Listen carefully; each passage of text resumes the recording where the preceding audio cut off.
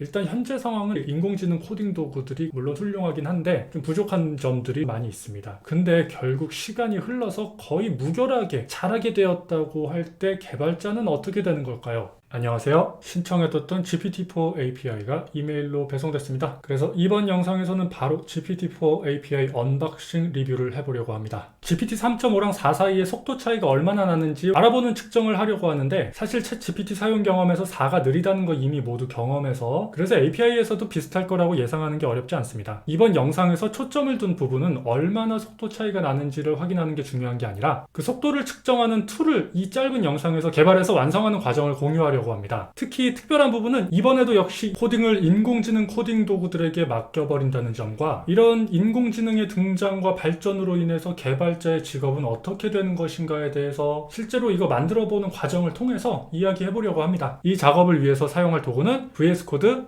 코파일럿, AI 코드 헬퍼입니다. 자, 이제 이렇게 기본적으로 화면을 준비하고요. 화면 색깔을 좀 검게 바꿀 건데요. 코드를 대충 쓰고 이렇게 AI한테 완성해달라고 요청을 합니다. DIV도 만들 건데요. 이렇게 대충 쓰고 또 AI한테 요청합니다.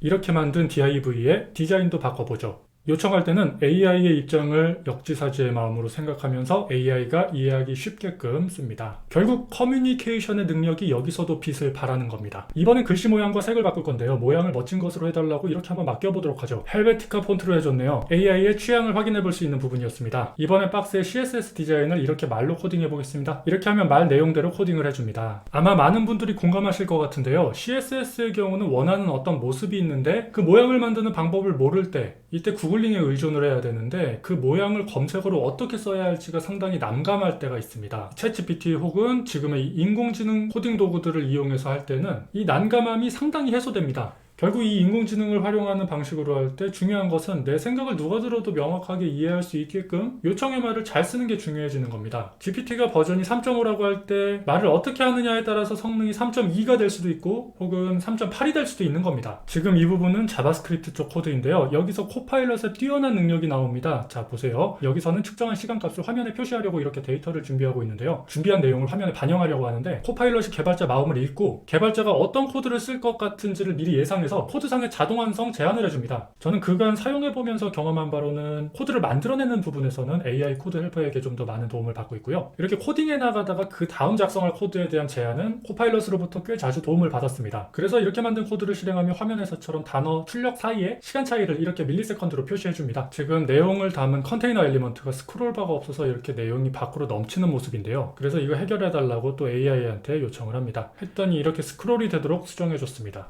이번에는 이렇게 계산된 시간들의 평균값을 계산해서 화면에 표시할 엘리먼트를 만들어 달라고 요청해 보겠습니다.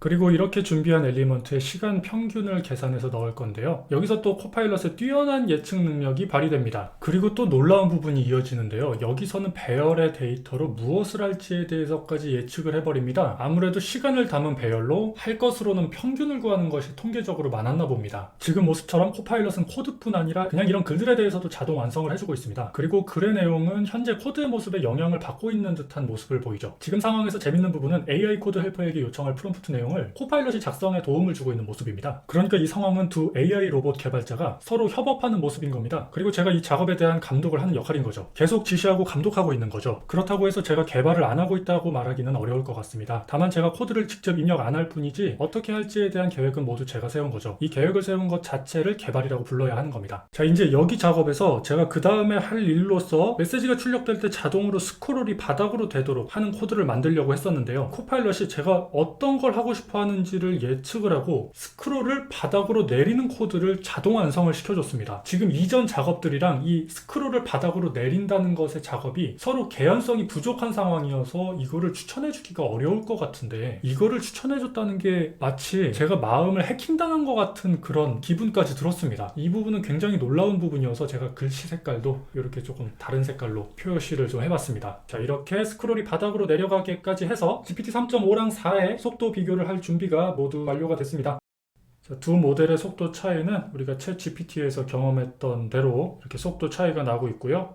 자, 이렇게 해서 계산된 평균값의 차이를 보니까 GPT-4가 3.5에 비해서 3.6배가 느리다고 이렇게 나오네요. 자, 어떠셨나요? 지금 인공지능 때문에 여러 분야에서 직업의 존폐 위기가 이야기되고 있습니다. 특히 전문 직종에서 두드러진다고 하는데요. 얼마 전에 미드저니 때문에 내 직업을 사랑하게 만든 모든 것을 잃었다라는 어떤 아티스트의 글을 레딧에서 본 적이 있습니다. 미드저니는 저도 종종 쓰는데요. 결과물이 너무 훌륭합니다. 소프트웨어 개발 분야에서는 어떨까요? 일단 현재 상황은 저 개인적으로는 인공지능 코딩 도구들이 물론 훌륭하긴 한데 좀 부족한 점들이 많이 있습니다. 근데 결국 시간이 흘러서 거의 무결하게 잘하게 되었다고 할 때 개발자는 어떻게 되는 걸까요? 여러분은 지금까지 이 영상에서 이 속도 측정 도구를 만드는 과정에서 어떤 점을 느끼셨나요? 저는 앞으로의 개발자는 코딩 자체를 잘하는 것에 대한 가치보다는 어떻게 계획하고 설계할지 그리고 무엇을 할지에 대한 가치가 커질 것이라고 조심스럽게 생각해 봅니다. 영상 봐주셔서 감사합니다.